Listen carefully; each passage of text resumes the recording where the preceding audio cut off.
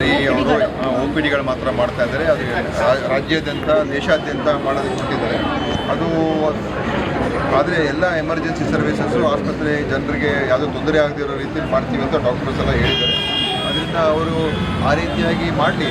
ಆದರೆ ನಾನು ಈಗಾಗಲೇ ಮೊನ್ನೆ ನಮ್ಮ ಪ್ರಿನ್ಸಿಪಲ್ ಸೆಕ್ರೆಟರಿಗೆಲ್ಲ ಹೇಳಿದ್ದೀನಿ, ಈ ಬರೋ ವಾರದಲ್ಲಿ ಎಲ್ಲ ಡಾಕ್ಟರ್ಸ್ ಅಸೋಸಿಯೇಷನ್ನು, ನರ್ಸ್ ಅಸೋಸಿಯೇಷನ್ನು, ಆಮೇಲೆ ಆಸ್ಪತ್ರೆ ಮಾಲೀಕರು, ಓನರ್ಸ್ ಅಸೋಸಿಯೇಷನ್ ಅವರೆಲ್ಲ ಅವ್ರನ್ನೆಲ್ಲ ಕರೆಸಿ ಹೇಗೆ ನಾವು ಇರುವಂಥ ವ್ಯವಸ್ಥೆಗಳು ಏನೇನು ಮಾಡೋಕ್ಕೆ ಸಾಧ್ಯ ಇದೆ, ಸೆಕ್ಯೂರಿಟಿ, ಯಾಕಂದರೆ ಅವ್ರ ಜವಾಬ್ದಾರಿ ಇರುತ್ತೆ, ನಮ್ಮ ಜವಾಬ್ದಾರಿ ಇರುತ್ತೆ.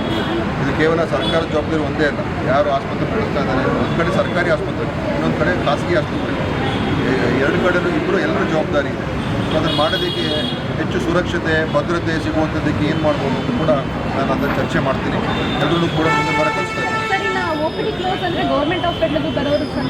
ಗೌರ್ಮೆಂಟಲ್ಲಿ ನೋಡಿ, ನಾವು ನಮ್ಮ ಅಪೀಲ್ ಏನಂತ ಹೇಳಿದ್ರೆ, ಕೆಲವು ಡಾಕ್ಟರ್ಸ್ ಇದ್ದೇ ಇರ್ತಾರೆ. OPD ಕ್ಲೋಸ್ ಮಾಡಿಬಿಟ್ಟು ಯಾರಿಗೂ ಕೂಡ ಟ್ರೀಟ್ಮೆಂಟ್ ಕೊಡದೇ ಇರೋ ರೀತಿ ಆಗಬಾರ್ದು ಅಂತ ನಾವು ನಮ್ಮ ಡಾಕ್ಟರ್ಸ್ಗೆ ಹೇಳ್ತೀವಿ. ಯಾಕಂದರೆ ಆಸ್ಪತ್ರೆ ನಡೀತಾ ಇರ್ತದೆ, ಮೆಡಿಕಲ್ ಶಾಪ್ ನಡೀತಾ ಇರ್ತದೆ. ಅದರಿಂದ ಅವರು ಕರೆದಿದ್ದಾರೆ, ಅದೇ ಸಾರ್ವಜನಿಕ ತೊಂದರೆ ಆಗಬಾರ್ದು. ಡಾಕ್ಟರ್ ಜೊತೆಗೂ ಕೂಡ ತಿಳ್ಕೋಬೇಕು. ಸ್ಟ್ರೈಕ್ ಮಾಡಿ ಅವರ ಅಭಿಪ್ರಾಯ ವ್ಯಕ್ತಪಡಿಸಿ ಅದು ಒಪ್ಕೊಳ್ತೀನಿ. ಆದರೆ ಸಾರ್ವಜನಿಕರು ಕೂಡ ತೊಂದರೆ ಆಗಬಾರ್ದು. ಕನಿಷ್ಠ ಮಟ್ಟದಲ್ಲಾದರೂ ಸರ್ವಿಸ್ ನಡಿಬೇಕು. ನಾವು ಪೂರ್ತಿ OPDನೇ ಇಡೋದನ್ನು ಕೂಡ ಹೇಳೋದು ಸರಿಯಲ್ಲ. ಕನಿಷ್ಠ ಮಟ್ಟದಲ್ಲಾದರೂ ಡಾಕ್ಟರ್ಸ್ನ ಇಟ್ಬಿಟ್ಟು ಮಿಕ್ಕಿದವರೆಲ್ಲ ಅವರು ಸ್ಟ್ರೈಕಿಗೆ ಹೋಗ್ಬೋದು. ನಾವು ಇದನ್ನು ಮಾಡಬಾರ್ದು ಅಂತ ಹೇಳೋದಿಲ್ಲ. ಯಾಕಂದರೆ ಉದ್ದೇಶ ಒಳ್ಳೆಯದೇ ಇದೆ. ಆದರೆ ಸಾರ್ವಜನಿಕ ತೊಂದರೆ ಆಗದಿರೋ ರೀತಿಯಲ್ಲಿ ಮಾಡಲಿ ಅಂತ ನಾನು ಹೇಳ್ತೀನಿ.